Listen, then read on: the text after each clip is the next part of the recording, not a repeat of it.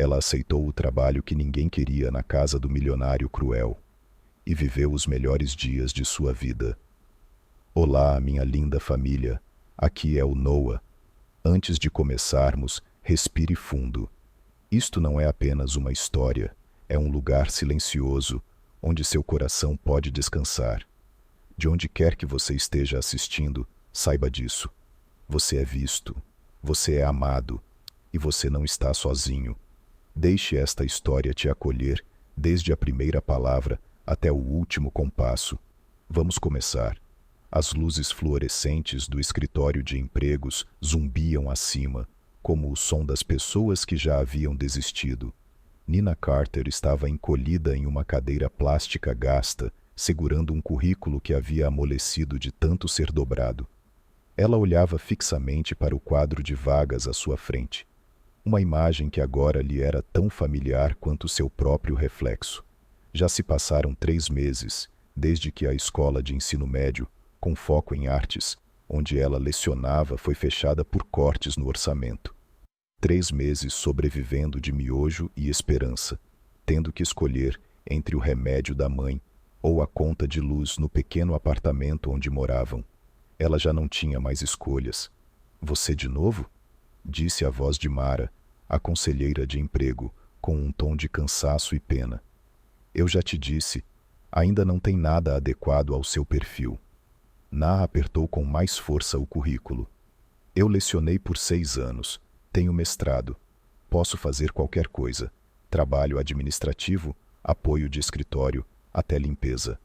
Mara suspirou suavemente, como se ponderasse se devia lançar uma tábua de salvação ou deixá-la continuar à deriva. Na verdade, tem uma vaga, disse ela devagar. É para gerente residencial na Escola de Artes Ashford. Moradia incluída, benefícios completos, salário decente. Mas... Na se animou. Mas o quê? Ninguém dura mais de 3 semanas lá. Os olhos de Mara se estreitaram. O diretor, Colin Ashford, é... peculiar. O nome deslizou sobre a pele de Na como um arrepio. Mesmo fora do círculo da elite acadêmica, ela já tinha ouvido falar da Ashford, uma prestigiada escola interna de artes, escondida no interior do Oregon, conhecida por sua disciplina, padrões altíssimos e um diretor frio como mármore polido. Chamam ele de o Homem de Mármore, acrescentou Mara com um sorriso seco, porque nunca sorri e nunca perdoa. Na soltou uma risada oca. Ele não machuca as pessoas, né? Nunca foi provado, respondeu Mara, empurrando um papel na direção dela. Mas se você precisa de dinheiro, de moradia, de um recomeço, é a única coisa que eu tenho. Os olhos de Na caíram sobre o salário informado. 68 mil dólares por ano, com moradia e refeições incluídas. Quase o dobro do que ela ganhava antes. O suficiente para ajudar sua mãe. O suficiente para sobreviver. O suficiente para recomeçar. Alguém já voltou? Ela perguntou em voz baixa. Ninguém corajoso o bastante, disse Mara. Ou desesperado o suficiente. Na pensou no seu apartamento gelado, na geladeira vazia, na voz da mãe ao telefone. Estou bem, querida. Não se preocupe comigo. Pensou em todos os dias que passou apenas sobrevivendo. Eu vou aceitar o trabalho, disse ela com a voz mais firme do que realmente sentia. Mara a olhou, surpresa. Tem certeza? Na assentiu. Não tenho outra escolha. A escola de artes Ashford ficava escondida entre pinheiros altos, nos arredores ao norte do Oregon, onde a neblina matinal deslizava entre os galhos como segredos sussurrados. Os portões altos de ferro negro se abriram lentamente quando o táxi que levava Na parou em frente à entrada principal. Ela encostou a testa na janela, observando os prédios de pedra cinza em estilo gótico que se estendiam sob a luz esmaecida da tarde como uma catedral, mais do que uma escola. Esse lugar parece saído de um drama da realeza, disse o motorista meio admirado, meio desconfiado. Tem certeza de que vai morar aqui? Morar e trabalhar, respondeu Na. Seu sorriso saiu com a forma da coragem, não da certeza. O motorista deu de ombros e a ajudou a descarregar as malas. 2 malas surradas. Tudo o que lhe restava após 3 meses desempregada foram colocadas diante de uma imensa porta de madeira, maior do que todo o seu antigo apartamento. Antes que ela pudesse bater, a porta se abriu. Uma mulher por volta dos 60 anos estava diante dela, vestida com uma blusa branca impecável e saia cinza, o cabelo prateado preso em um coque apertado. Senhora Carter, sou a senhora Granger, disse ela secamente. Assistente pessoal do Sr. Ashford, por aqui. Sem cumprimentos, sem sorriso. A senhora Granger a conduziu por um enorme saguão de entrada, com a luz do sol derramando-se por janelas altíssimas sobre um piso de mármore tão polido que refletia os passos delas. Cada parede era ladeada por pinturas emolduradas em ouro, cada canto impecável. Seus aposentos ficam na ala da faculdade, explicou a senhorita Ashra Granger, enquanto atravessavam um longo corredor em arco. Você terá seu próprio quarto, banheiro privativo e espaço de trabalho. Pararam diante de uma pesada porta de mogno. Lá dentro havia um cômodo surpreendentemente espaçoso, com piso de nogueira, uma cama grande, estantes de livros e uma ampla janela com vista para o jardim de rosas. Obrigada. É lindo, disse Na, maravilhada. Lindo, mas não se esqueça do motivo pelo qual está aqui, respondeu a senhora Granger. Seu papel é garantir que a residência funcione conforme as regras, horários rígidos, sem exceções. Ela entregou a Na uma pasta grossa, mais pesada do que sua dissertação de mestrado. Estas são as regras da escola, 53 diretrizes, incluindo como servir o café da manhã, a temperatura exata do escritório do Sr. Ashford e nenhuma música após as 20 horas. Espera-se que você memorize tudo, entendeu? E os alunos?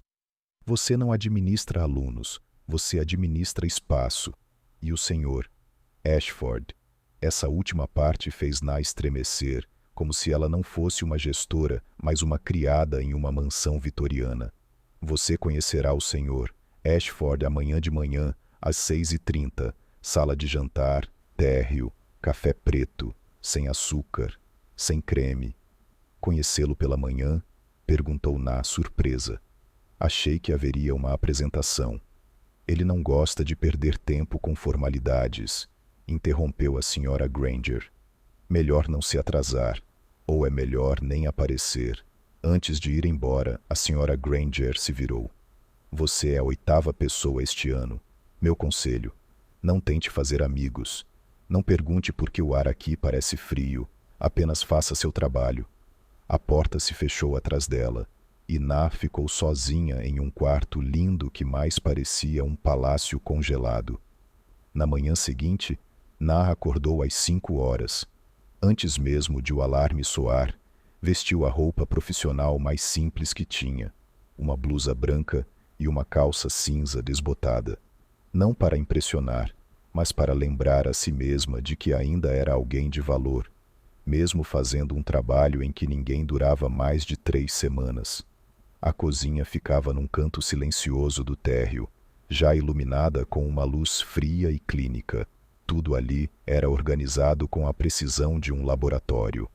Na abriu os armários, encontrou exatamente os grãos de café colombiano indicados no manual da casa. A água foi aquecida a exatos 92 graus Celsius. Xícara branca de porcelana, sem desenhos. Nada de máquina de expresso. Apenas preparo manual. Pontualmente às 6h30, passos ecoaram pela escadaria de pedra, pesados, precisos. O som de alguém acostumado a ver o mundo se ajustar ao seu cronograma. Alan Ashford entrou na cozinha exatamente na hora. Terno preto, gravata cinza, nenhum fio de cabelo fora do lugar. Mas o que Na mais notou foram os olhos dele, azul aço, frios como um lago em novembro. Ela estendeu a xícara com ambas as mãos. Bom dia, Sr. Ashford. Ele não respondeu. Apenas pegou a xícara e bebeu em silêncio. Na permaneceu imóvel, dedos entrelaçados, esperando alguma coisa. Um comentário, uma pergunta, até mesmo um aceno. Mas nada. Apenas silêncio. Ela se virou para o balcão, limpando uma superfície que já estava impecável. Nessa escola cheia de arte e expressão, ela se sentia como um fantasma, invisível, ignorada.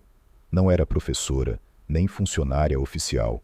Não exatamente bem-vinda, mas também não rejeitada. E mesmo que tudo ao redor sussurrasse que ela não pertencia àquele lugar, Nena continuava trabalhando em silêncio, com precisão. Ninguém precisava saber quem ela era, mas ela sabia porque estava ali, para sobreviver. E, se o destino permitisse, recomeçar. Os dias passaram em silêncio, até que chegou uma quinta-feira. A chuva começou ao amanhecer. Uma garoa constante encharcou os jardins e transformou todo o campus em uma tela monocromática. Os alunos se recolheram aos dormitórios. Os professores desapareceram em seus escritórios. Os corredores estavam parados e silenciosos, como um museu esquecido. Depois de terminar suas tarefas, Na caminhou pelo corredor do térreo e notou pela primeira vez uma porta no fim do corredor à direita, a sala de instrumentos. A porta estava entreaberta. Uma luz dourada e quente escapava pela fresta. Ela empurrou com cuidado. O cômodo era pequeno, mas elegante. Piso de madeira polida, estantes que iam até o teto. E no centro, um magnífico piano Steinway, coberto por uma fina camada de poeira, como se não fosse tocado havia meses. Na se aproximou, deixando os dedos deslizarem suavemente sobre sua superfície. Ela não pressionou as teclas, apenas descansou a mão ali, como se estivesse ouvindo com a pele, em vez dos ouvidos. Você toca. A voz a assustou. Ela se virou bruscamente. Colin Ashford estava parado na porta, tão indecifrável como sempre. Eu tocava, disse ela, ainda com a mão sobre o piano. Quando eu era criança, minha mãe insistiu que eu aprendesse, mesmo sem termos condições de pagar. Ela dizia, a música cura. Colin ficou em silêncio por um instante. Então entrou na sala. Toque, toque alguma coisa. Quero ouvir. O tom dele não era alto nem suave. Era apenas um comando, como tudo que ele dizia. Na hesitou. Quanto tempo fazia desde que ela tocara um piano de verdade? 10 anos? 12? Ela já não era técnica nem refinada, mas quando colocou as mãos sobre o piano, uma melodia emergiu instintivamente. Smile. A canção que sua mãe costumava cantarolar enquanto preparava o jantar. Começou devagar, hesitante, e depois se firmou, à medida que a memória muscular assumia o controle. Não estava perfeita. Ela errou notas, pulou ritmos, mas tocou com o coração, não com técnica. Quando a última nota se dissipou, Na se virou, o coração acelerado. Ela não sabia o que esperar. Um elogio, um desprezo ou apenas silêncio. Colin não se moveu.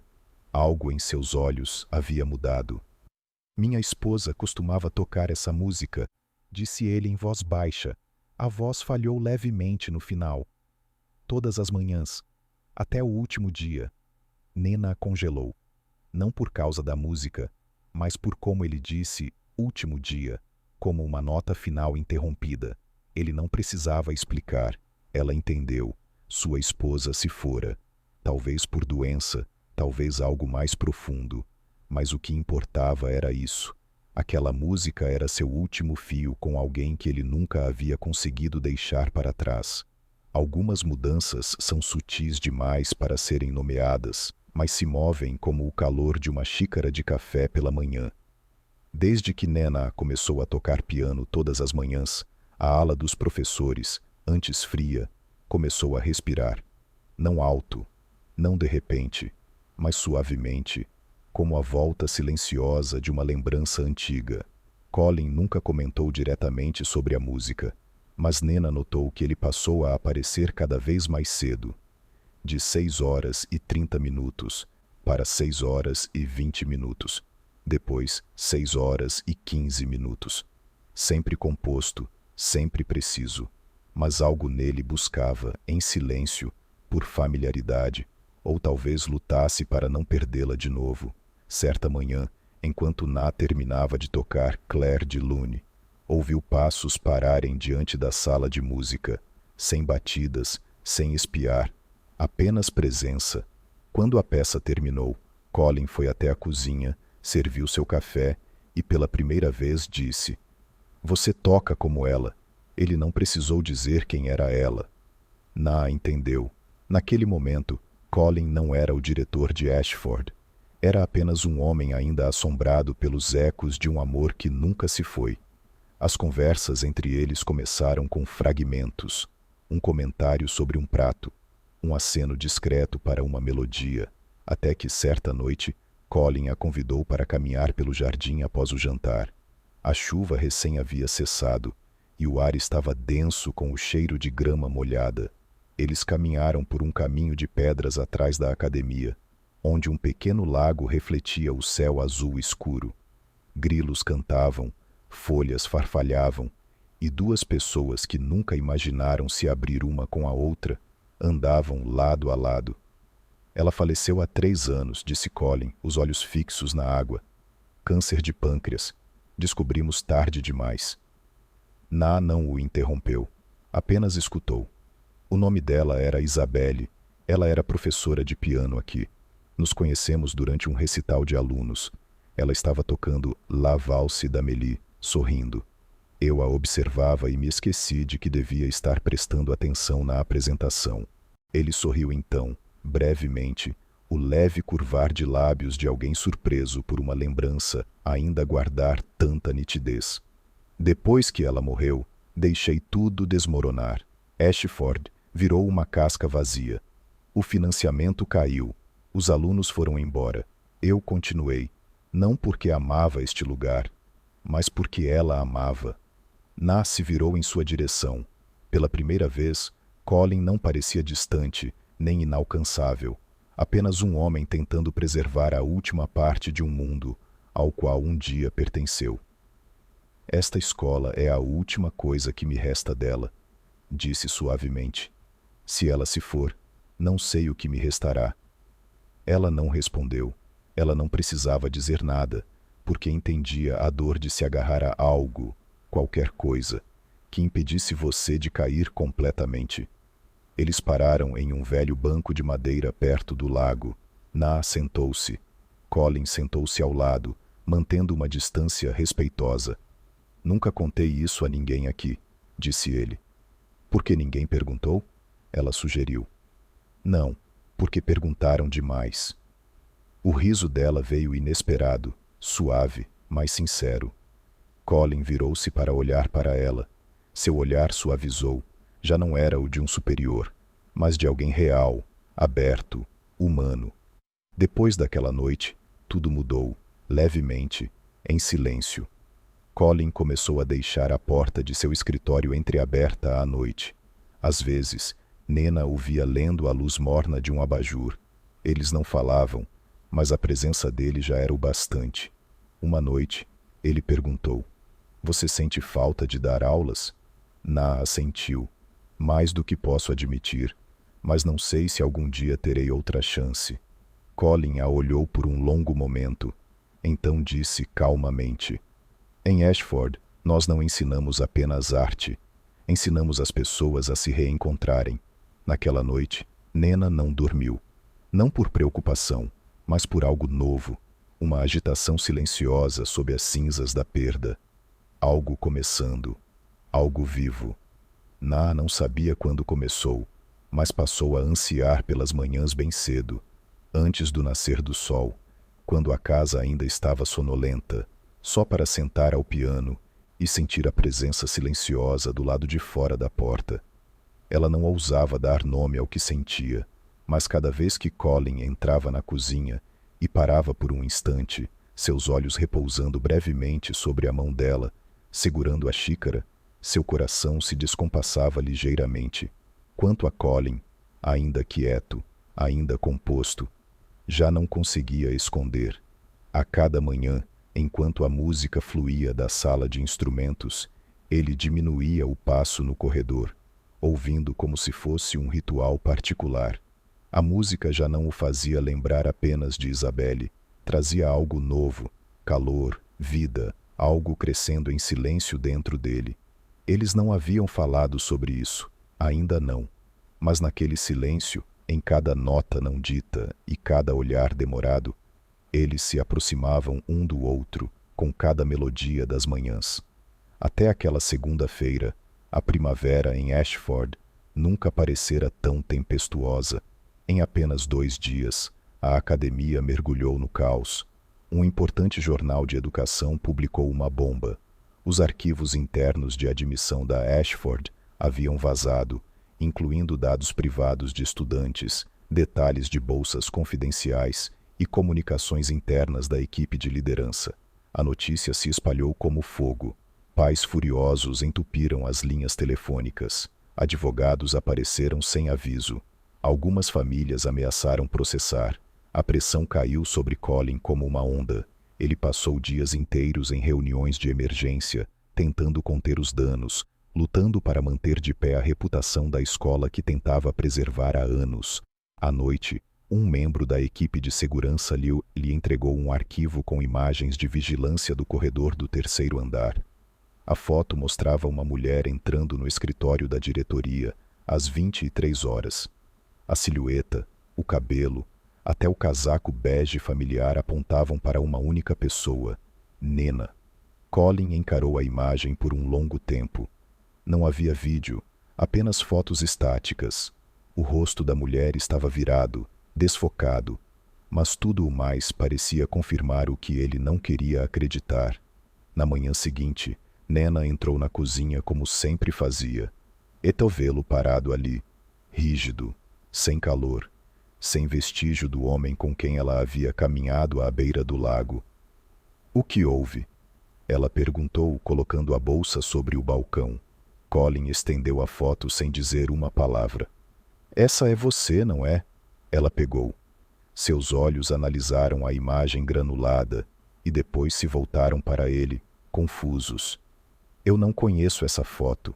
Nunca estive no seu escritório à noite." Colin cruzou os braços. "Os arquivos foram vazados da rede naquele cômodo. O horário bate com essa imagem." "Você acha que fui eu?" A voz dela tremia. "Acho que precisamos revistar seu quarto." Ele não respondeu à pergunta, mas isso já dizia o suficiente. Naquele momento, o mundo ao redor de Na silenciou. A chuva lá fora, a chaleira fervendo. Tudo ficou parado. "Você quer revistar meu quarto?" ela sussurrou, atônita. Colin não assentiu, não negou. Apenas ficou ali, em silêncio. Ela olhou nos olhos dele.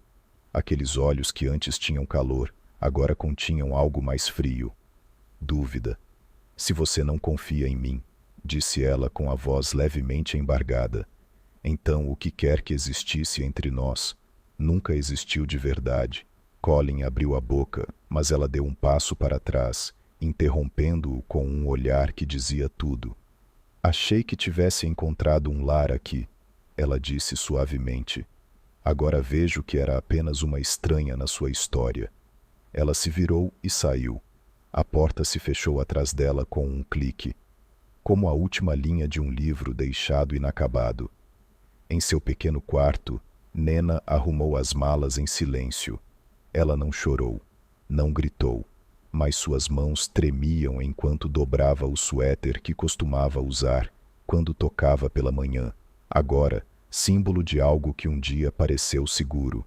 Ela não estava com raiva de Colin, mas estava ferida, porque depois de todas as conexões silenciosas que haviam construído, uma dúvida foi suficiente para apagar tudo. Sobre a mesa, ela deixou um envelope sem nome. Dentro, seu crachá de funcionária e uma cópia manuscrita de Smile.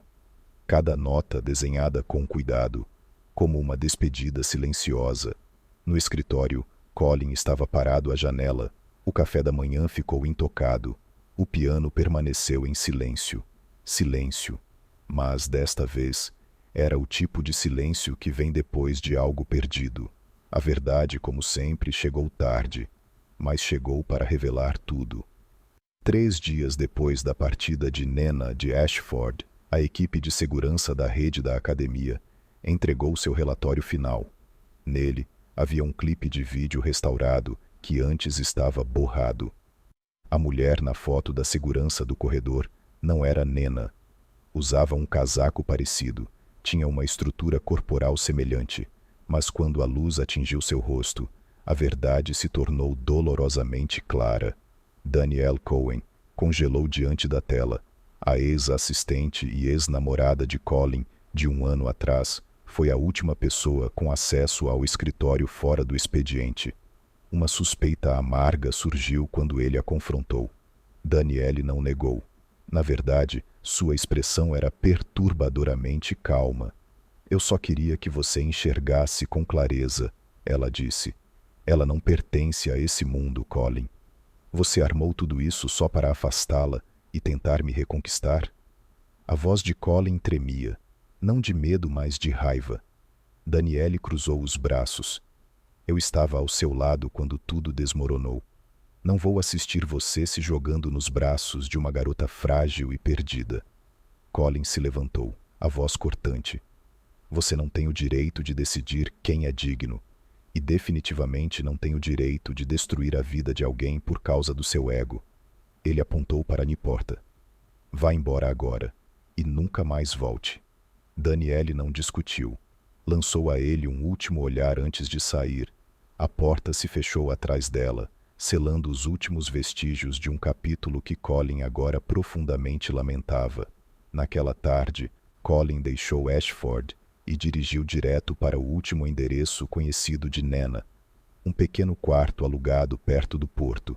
Mas ela já havia partido. A senhoria apenas balançou a cabeça e disse: ela foi embora esta manhã. Não levou muito. Só a mala, um cachecol e uma partitura que deixou para trás. Colin ficou parado ali, vazio, mas o instinto, esse raro amigo do coração, sussurrou onde ela poderia estar. Ele virou o volante em direção à estação, e lá, entre a multidão e a luz fria, ele a viu. Nena parada sozinha com sua mala cinza, olhando para o horizonte, onde ninguém a esperava. Ele andou rápido, o coração disparado. Ela se virou, os olhos se arregalando levemente. Ainda não embarcou? Os bilhetes esgotaram, disse suavemente. Colin respirou fundo. Eu estava errado sobre tudo. Você teve razão em ir embora. Eu deixei o medo e a dúvida me controlarem.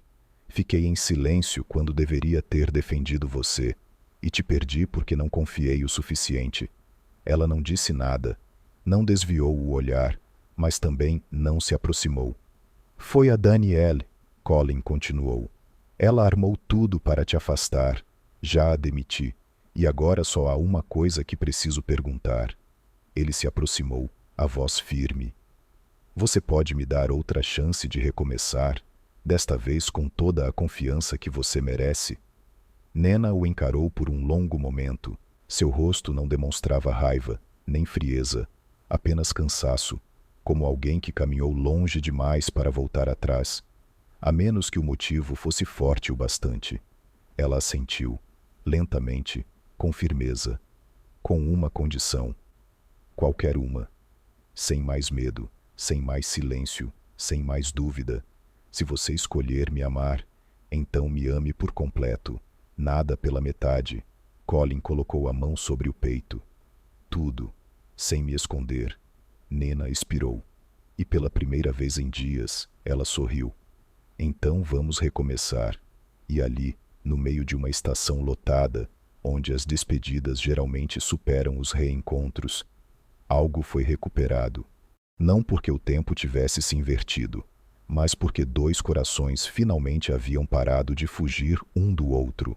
Na manhã seguinte, o piano voltou a tocar na antiga casa de pedra de Ashford, mas desta vez não foi tocado em silêncio. Era a música de um retorno para casa. 1 ano depois, Ashford havia mudado. Não com novas placas ou prédios mais grandiosos, mas na forma como respirava. Todas as manhãs, a música flutuava do estúdio principal. As rotinas clássicas rígidas haviam desaparecido. Os alunos eram livres para escrever, tocar, expressar-se. Alguns cantavam jazz no terraço, outros faziam esquetes improvisadas sob as árvores. Notas de piano, risadas e até momentos de silêncio entrelaçavam-se para formar uma espécie de vida. A vida que Isabelle um dia sonhara, e que agora Nena e Colin se dedicavam a proteger. Num pequeno apartamento aconchegado na ala dos professores do campus, Nena e Colin viviam uma vida que ninguém teria imaginado para eles. Nada chamativo, nada barulhento, apenas silenciosa e completa. Café da manhã feito por ela, enquanto ele escrevia música à janela. Caminhadas ao entardecer ao redor do lago, em silêncio sereno. 2 pessoas antes partidas, agora decidindo ficar. Não porque não tinham outras opções, mas porque haviam escolhido um ao outro. Naquela noite, celebravam o primeiro aniversário de casamento. Alunos, professores, até funcionários da cozinha e da manutenção reuniram-se no jardim dos fundos da academia, sob luzes douradas penduradas entre as árvores. A celebração foi simples, alegre e cheia de música. Nena sentou-se entre um grupo de alunos, rindo enquanto uma garota do primeiro ano tocava Smile no violino. Um garoto veio em seguida, transformando Claire de Lune em uma versão animada de swing, que fez a plateia inteira cair na gargalhada. Ashford já não era apenas uma escola, era lar. Então Colin subiu ao pequeno palco de madeira, segurava seu velho violão e respirou fundo. O jardim silenciou. Não sou muito bom com palavras, disse ele com um sorriso suave. Então coloco tudo na música. Ele abaixou a cabeça e começou a tocar. A melodia era quente, familiar, mas nova, como o sussurro do vento entre folhas de outono, como o silêncio suave de um nascer do sol, como um olhar que diz tudo antes mesmo que as palavras se formem. O título, Lar, enfim. Nena o observava, olhos brilhando. Já não precisava mais se esconder. Quando a música terminou, Colin desceu do palco. Nena levantou-se para encontrá-lo, sem discurso, apenas um abraço, que dizia mais que qualquer palavra poderia. Então, num sussurro que só ele pôde ouvir, ela disse: "O trabalho que ninguém queria acabou sendo o caminho que me levou para casa." Colin a apertou mais forte. Não precisava dizer nada, porque seus olhos diziam tudo. Naquele verão, Ashford não era apenas iluminada pela luz do sol. Ela respirava música e exalava vida.